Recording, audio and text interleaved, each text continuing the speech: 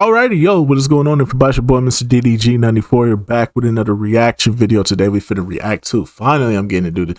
I wanted to do this video on stream, but I don't think I'm gonna ever get around to it. It's the 7 levels of NBA player.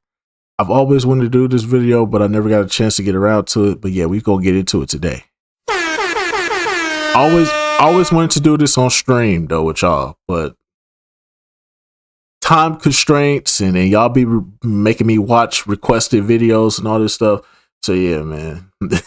I know everybody be like, well, why don't you just try to shorten up why don't you start streaming earlier? No, I'm not streaming no earlier than 7 o'clock. I probably might start streaming at 6. I might start streaming at 6, but nah. And for those of y'all that are probably anticipating me to stream today, not happening. I streamed on Monday. The stream is up on Twitch if y'all want to watch it in its entirety. Yeah, I'm not gonna be able to stream for Friday. I got things I gotta do on Friday, so I'm not gonna be able to stream. So that's why, yeah. So if you was expecting to stream this Friday, it's not happening. But I'll catch y'all next. We're gonna be back to back streaming next week though. Next Thursday and Friday, we'll do back to back streams. So yeah, be prepared for that. But anyways, though, without further ado, let's get right into the 7 levels of NBA player. Let's get it. You think you understand NBA hierarchy? Think again. I've identified 7 key levels that separate the guys fighting for 10-day contracts from the legends who transcended basketball itself. Most fans only see the surface. Stars versus role players. But the real story runs deeper. From G League hopefuls grinding for their first shot to transcendent icons who changed culture forever. Each level has its own brutal reality. We're starting at the bottom where dreams go to die. Level 1, two-way contracts and G League hopefuls. Level 1 is where basketball dreams meet brutal reality.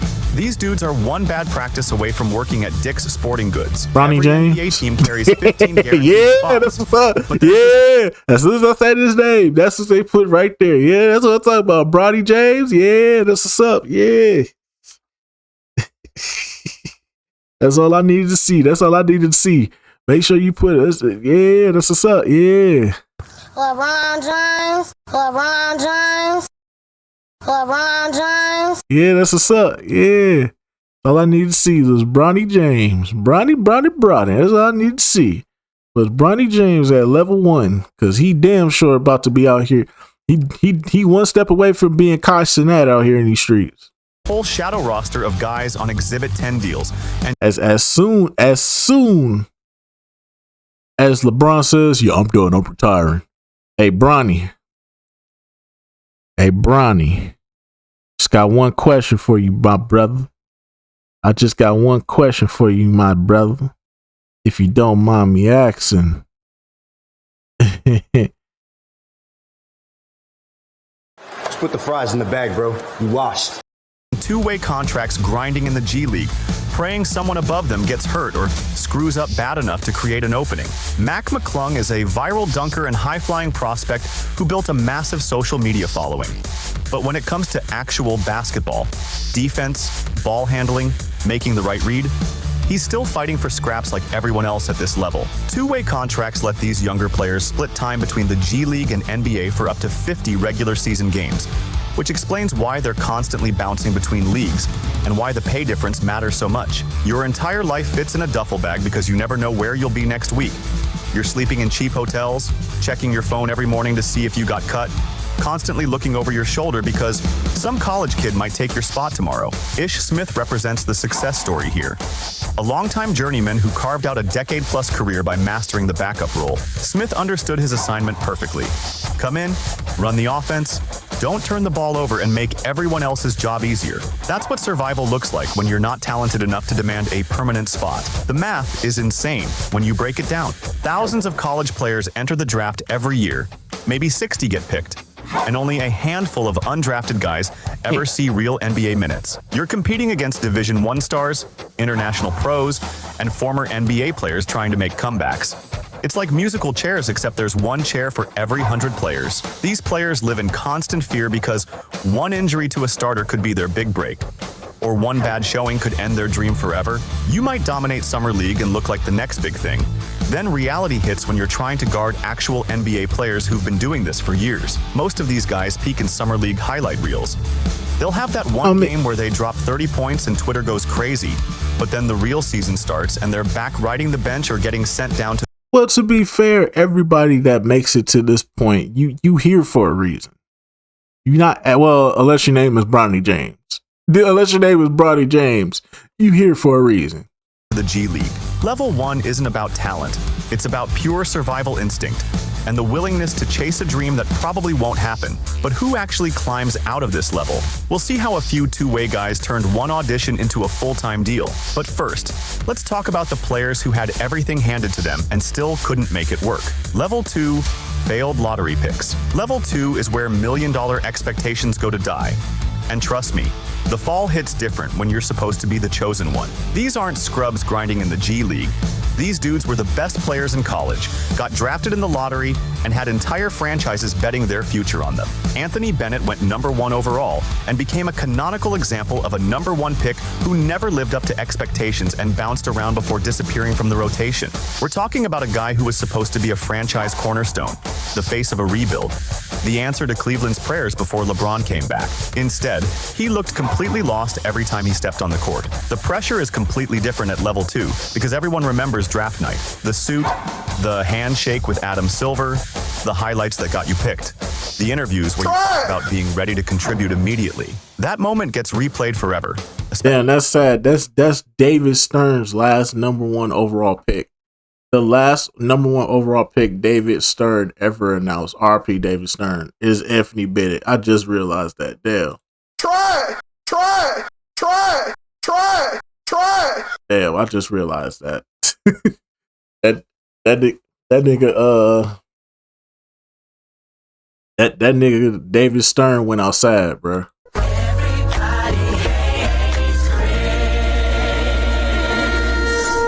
When you can't live up to it. Markelle Fultz developed a pronounced shooting problem on entry to the league that derailed his early progress. Imagine being so in your head that you literally can't do the thing you've done your whole life. This dude had a smooth stroke in college, then suddenly developed this broken shooting motion that looked like he was throwing darts at a board. The mental side of basketball destroyed him before he could even get started. Ben Simmons had all the tools to be Magic Johnson, but refused to consistently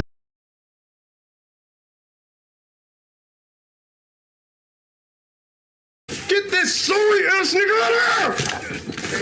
You suck! Get this sorry ass nigga out of here! You suck! Get this sorry ass nigga out of here! You suck! Hell no! Trash ass nigga! Oh my god, bro. Oh, hell no, man. What the fuck, man? Get your ass on, boy. You get your goddamn ass on. Big fella! Big fella! Sit down, big fella! Delete all that shit! Delete all that shit! Let's play with you, piggy! develop a jump shot, and the hesitation cost him in the modern spacing era. 6'10", incredible vision, elite athleticism, but he'd rather pass up wide-open looks than risk the criticism. That reluctance infected his entire game and eventually got him run out of Philadelphia. The cruel part is these guys often have more raw talent than players in higher levels. But basketball isn't just about talent. It's about mentality. Draft position creates narrative pressure and long-term expectations that magnify mental errors. The difference between talent and realized success here is psychological adaptation and accountability. Draft position becomes a prison because fans and media never let you forget what you were supposed to be versus what you actually became. Every game becomes a referendum on whether you were worth that lottery pick. And that weight crushes players who aren't mentally prepared for it. Level 2 proves that potential means nothing without the right mindset, work ethic, and ability to handle pressure when millions are watching. The difference between a bust and a star often comes down to how you respond when things don't go according to plan.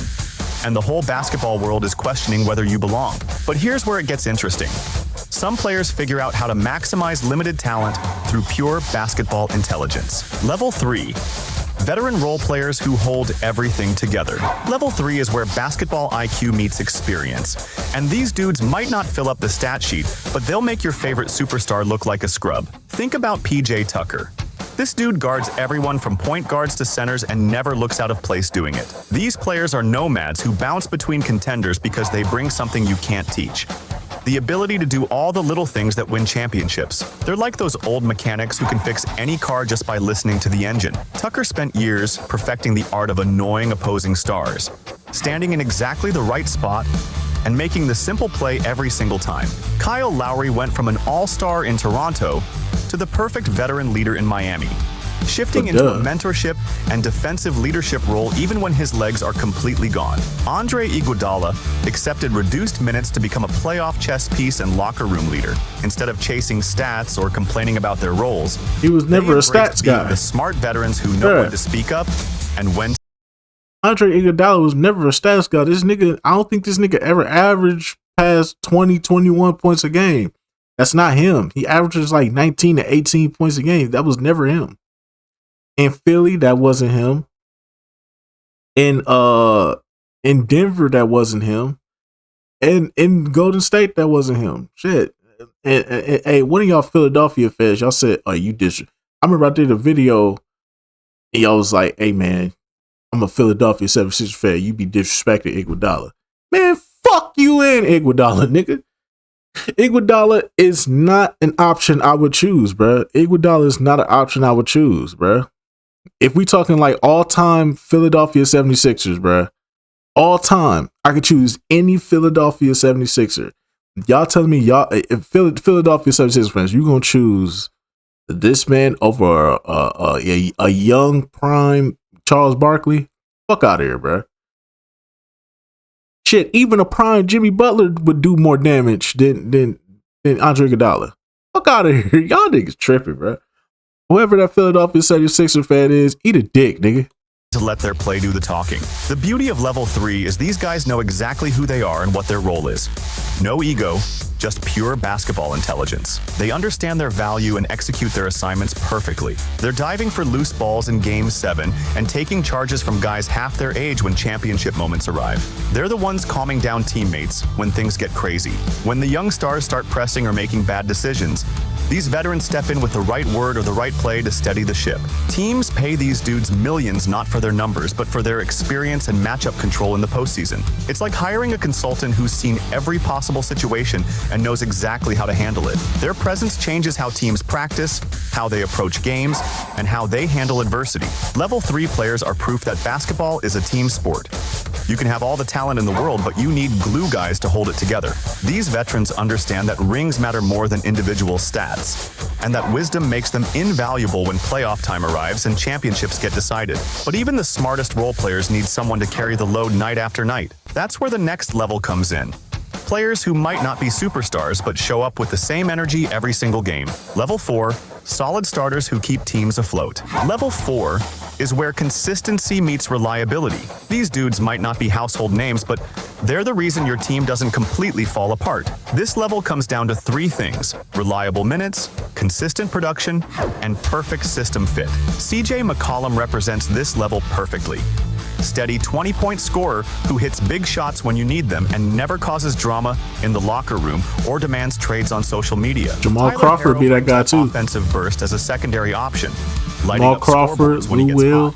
But you're not building a championship around him as your main guy. Jalen Brunson's transformation with the Knicks shows how these players can elevate when the role finally matches their skill set. He went from solid backup in Dallas to becoming the engine that drives New York's offense. The challenge for level 4 players is brutal.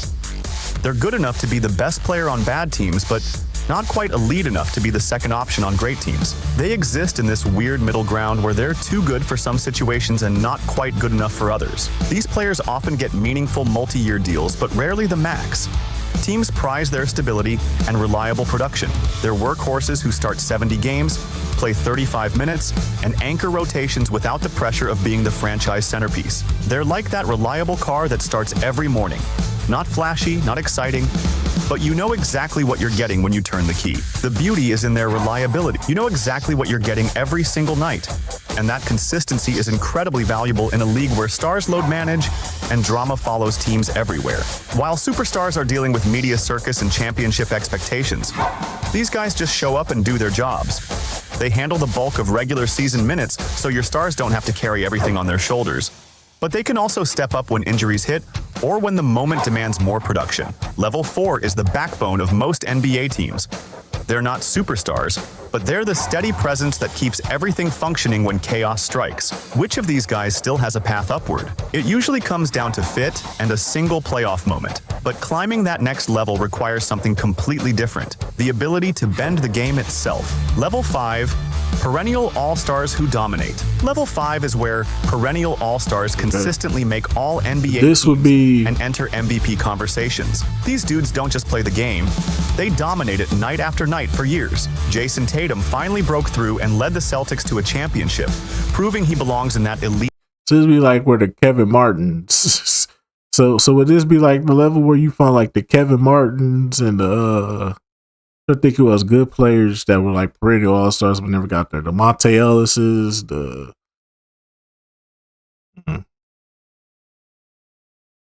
Rudy Gays before the injuries.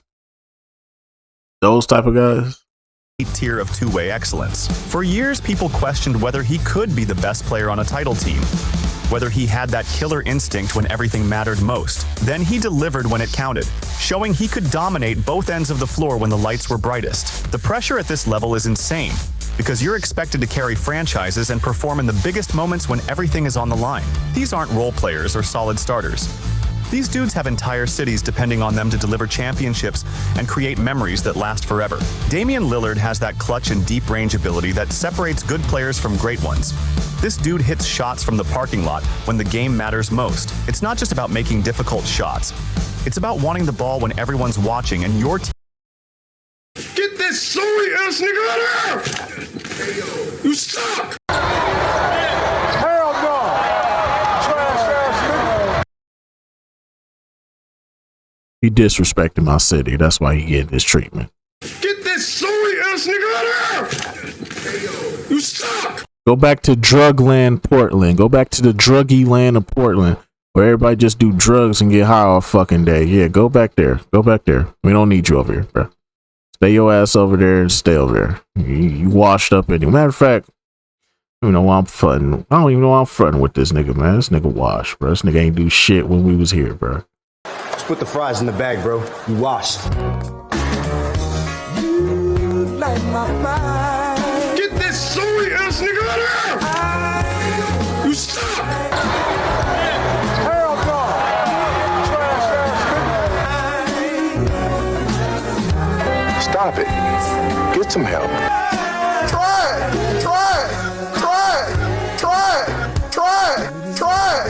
That shit is fucking trash, dog. Get the fuck off the airwaves. What more do you want from me? What the fuck was that? What the fuck was that? What the fuck was that? If we go to prison for the rest of our life, whoop-de-doo. Fuck this nigga. Team needs a miracle. That mental toughness can't be taught or faked. Jimmy Butler transforms into a playoff weapon level intensity that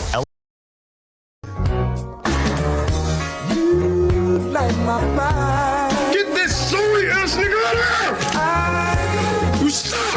Oh my god, corny, lame, bull, tomato. Try it.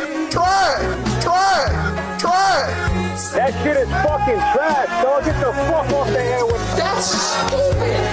Use your common sense. What more do you want from me? Get out! Delete all that shit! Delete all that shit! Let's play with you, piggy! Nigga, fuck your team! Nigga, fuck your team! elevates teams, dragging squads like Miami to finals appearances through pure force of will. Regular season Butler is good, but playoff Butler becomes this relentless machine who refuses to let his team lose. It's like watching someone flip a switch and become superhuman when the stakes get highest. These players warp defenses just by being on the court. Teams have to game plan specifically around stopping them, or they'll drop 40 on your head. The scrutiny these players face in the playoffs, and media is constant because everyone knows what they're capable of achieving when it matters most. The difference between level 5 and lower levels is consistency at the highest level.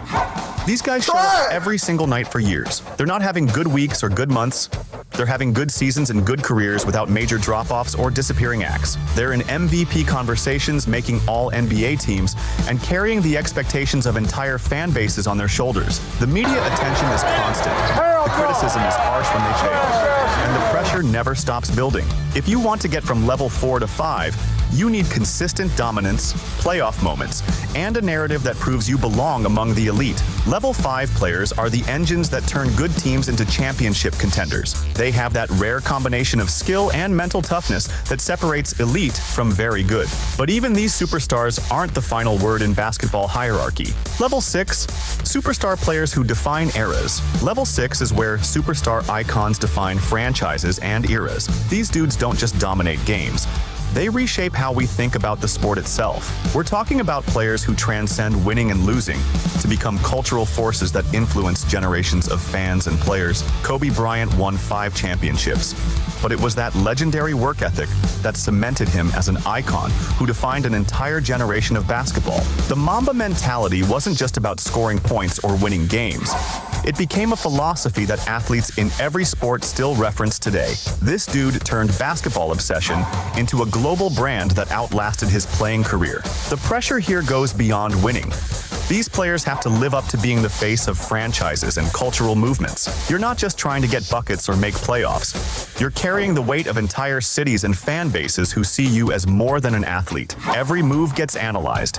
Every decision becomes part of your legacy. Stephen Curry completely revolutionized basketball Who's strategy. Stephen Curry? And forced teams to value Stephen three-point Curry. shooting and spacing more than ever before. Before Curry, big Wardell men dominated Curry. the paint and threes were specialty shots. After Curry, every team started hunting three-pointers, and kids around the world were launching shots from the parking lot trying to copy his range. Kevin Durant is an unguardable scorer who built a Hall of Fame resume through pure talent, even when team choices and narratives sometimes complicate public perception. This dude can score from anywhere on the court against any defender, and that skill alone was enough to make him an icon even when people questioned his decisions or criticized his moves between teams. These players attract global attention and influence how kids around the world learn to play basketball. Their impact reaches far beyond wins and losses. When you're at level 6, you're not just playing for your team or your city.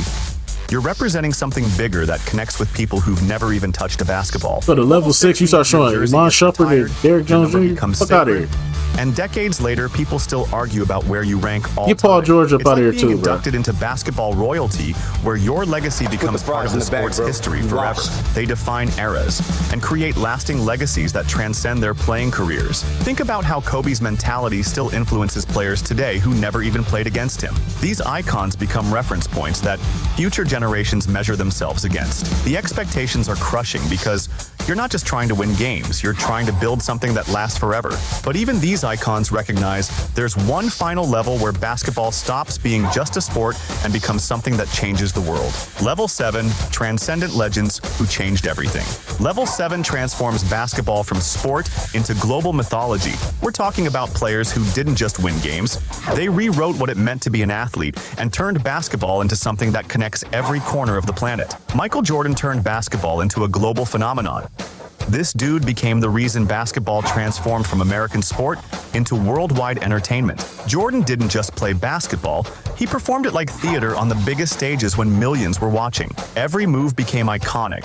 Every moment became mythology that people still reference decades later. At this level, the pressure goes beyond sports because you're representing something bigger than yourself or even your team. You're not just trying to win championships, you're carrying the weight of being a global ambassador for an entire sport and culture. LeBron James represents longevity and versatility across decades, playing in finals with different teams and adapting his game as the league evolved around him. This dude figured out how to stay relevant fries in and the bag, dominant bro. You while the lost. sport completely changed, showing that sustained excellence requires constant evolution and mental toughness that most humans don't possess. Magic Johnson helped turn the NBA into appointment television that captured America's attention. Before Magic, basketball was this niche sport that most people ignored. After Magic, it became appointment television that families watched together and celebrities showed up to see. These players didn't just win championships.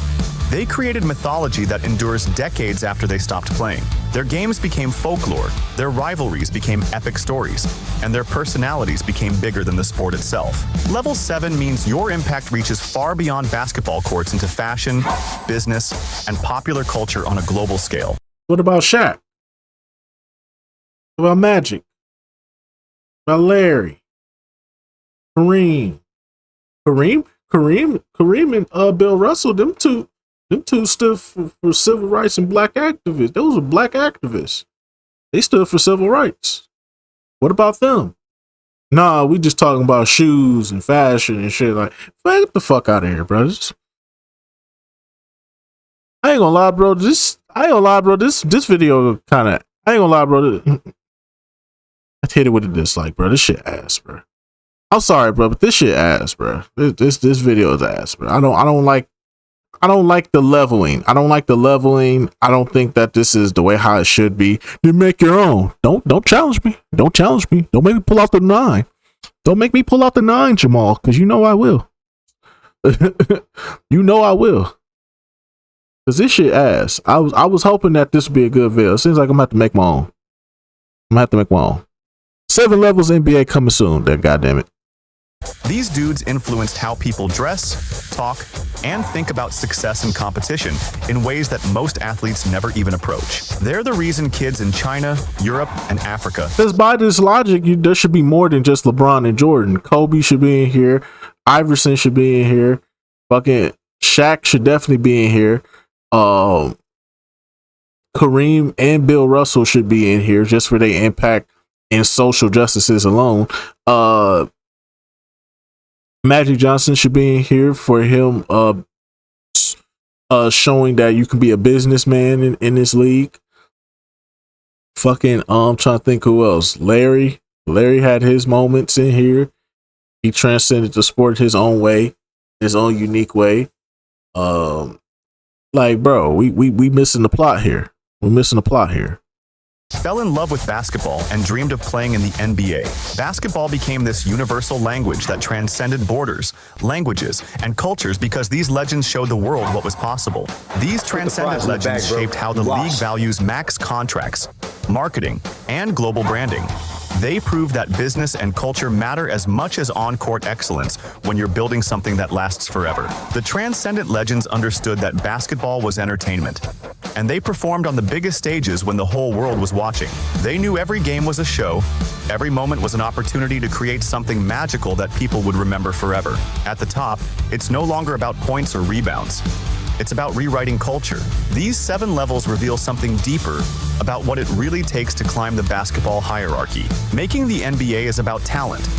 Climbing it is about mental toughness, adaptability, and marquee moments. Max contracts come with 10-day contracts.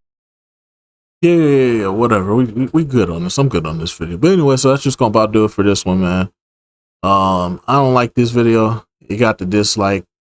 DDG ass pick. They're gonna call this Mr. DDG's hell to the no. That's what we're gonna call these from now on.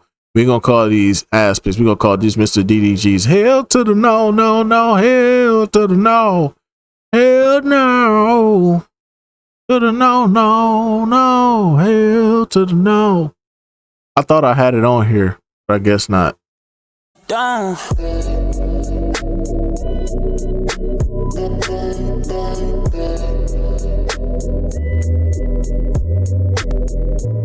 But anyway, so that's just gonna about do it for this one. I'll see y'all in the next video. Till then, deuces.